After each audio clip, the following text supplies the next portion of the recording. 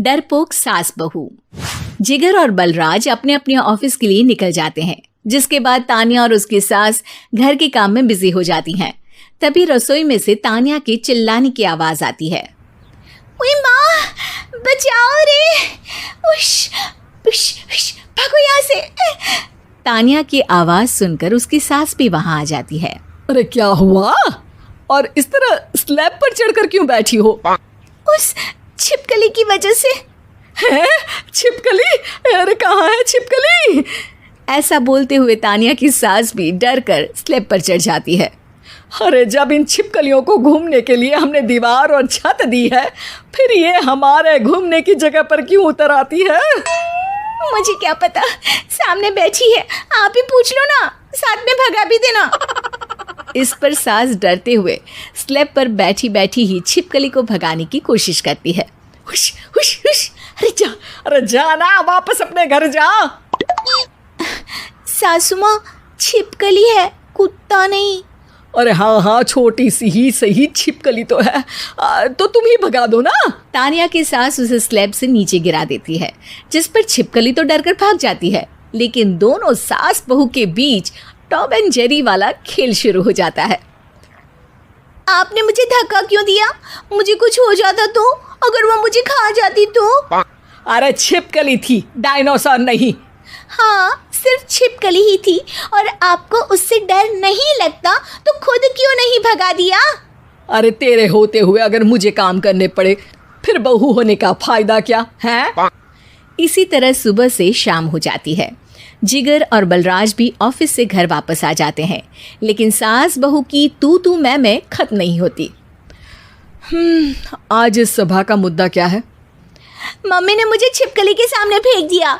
अरे वाह मेरे डरपोक, मुझ पर 30 साल से शेरनी जैसे हुक्म चला रही हो और एक छिपकली से डर गई। इस पर दोनों बाप बेटे हंसने लगते हैं, जिसे देखकर सास बहू एक दूसरे की शक्ल देखते हुए अब अपनी लड़ाई भूलकर उनसे लड़ना शुरू कर देती हैं। अरे आप ना ज्यादा बत्तीसी ना दिखाओ, नहीं तो शेरनी के एक पंजे से 32 के 32 दांत बाहर निकल आएंगे। अपनी माँ की इस बात पर अब जिगर अपने पापा को देखकर हंसने लगता है।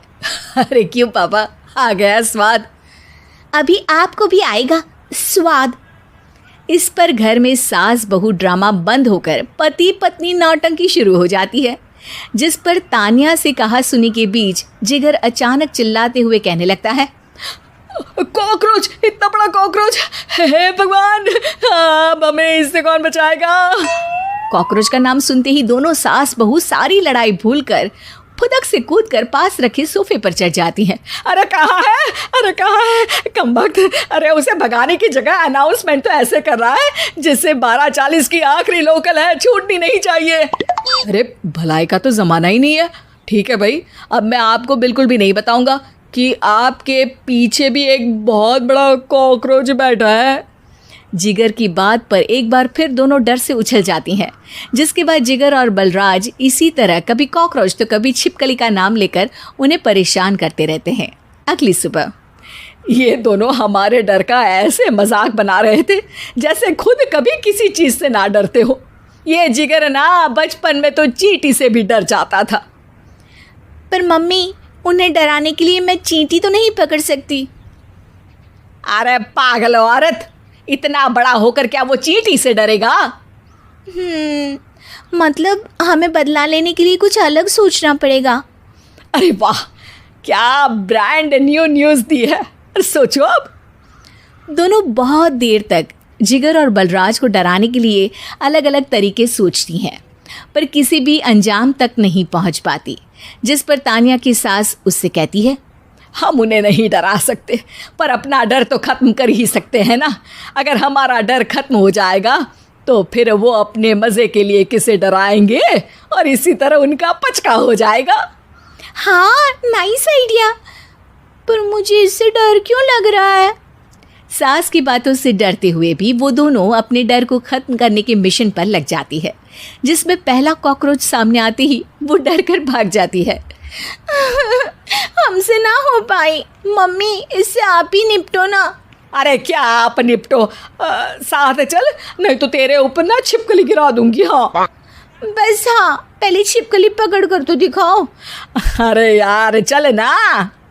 इस पर दोनों भगवान का नाम लेते हुए एक वाइपर लेकर कॉकरोच के पास जाकर डरते डराते उसे भगा देती हैं, जिसके बाद उनमें थोड़ी हिम्मत आती है और वो दिन ब दिन एक एक कर अपने हर डर पर काबू पाने लगती हैं।